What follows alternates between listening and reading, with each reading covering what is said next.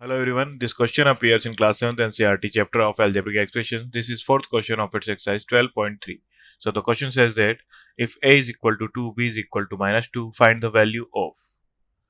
So first a square plus b square.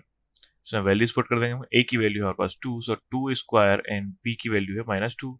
सो -2 का square, 2 का square हो जाएगा 4 एंड -2 का स्क्वायर भी हो जाएगा 4 क्योंकि माइनस माइनस प्लस हो जाएगा. So 4 + 4 is equal to 8. Second a square plus ab plus b square is equal to, value put कर देंगे इसमें. a की वैल्यू है 2, 2 इंटू b की वैल्यू -2 प्लस -2 का होल स्क्वायर.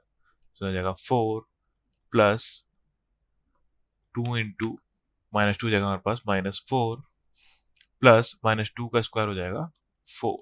सो 4 से -4 कैंसिल आउट हो जाएगा. सो वैल्यू आ जाएगी हमारे पास 4.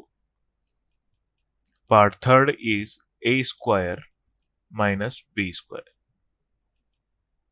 सो 2 का स्क्वायर माइनस वैल्यूज पुट कर देंगे.